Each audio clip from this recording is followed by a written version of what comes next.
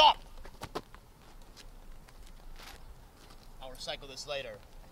Scott, come with me if you want to live. Who are you? Where am I? Please don't hurt me. To answer your first question, I am Cyborg designation GR33M, but you can call me Michael, or Mr. Green Jeans. What? Just Michael. Right. To answer your second question, right now we are in the not too distant future. And your third question, I will not harm you, intentionally. Well, that's slightly reassuring. Scott, look around you.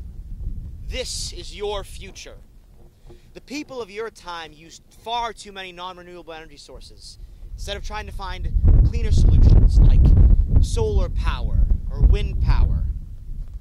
The governments of your time reacted too slowly. Soon, all of your resources were dwindling. People began to riot. Rioting turned into anarchy.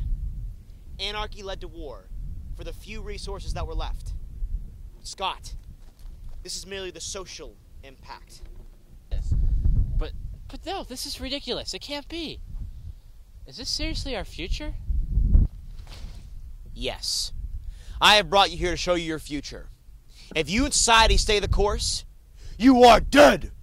You are all dead! Gee willikers. Yes. Gee willikers indeed. How did this happen? Most of the damage was caused by global pollution, car emissions, factory waste. But it all started back during the Industrial Revolution. Oh, are we going to a museum? I hate museums. Something like that. I'll never get used to that. Scott, this is Pittsburgh circa 1946. At this point in time, over 95 million tons of steel were produced for the Allied war offense in World War II. That's pretty awesome, but why is it so smoky and what's this stuff falling from the sky? Well, this is actually soot from the nearby factory. And this city was actually called the Smoky City during this time. In fact, it was so smoggy that during the day they actually had to light the street lamps.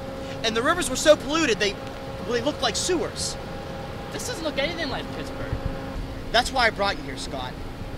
In 1945, David L. Lawrence became mayor, and he started his crusade on the urban renewal projects in Pittsburgh. This involved drastically reducing smoke and pollution in the city and factories. Oh, so that's why they named that convention center after. That's right. The David L. Lawrence Convention Center. It's the first gold-rated LEED-certified convention center in the world. A fitting name for the crusade he started back in the 40s. David L. Lawrence created a controversial program that required all citizens to switch from coal to gas. This drastically reduced the smog in the city. So what can I do to help the environment now? Well, to begin, we could switch from iridescent bulbs to new fluorescent bulbs. Fluorescent bulbs save 75% of the energy costs of regular light bulbs, and they last an average of 7 years. By switching, we could drastically reduce energy costs. Also, another thing you can do is unplug unused electronics in your home. So just by unplugging my phone chargers, DVD players, and video games, I can help save the environment? That's right. So what happens if the whole world went green?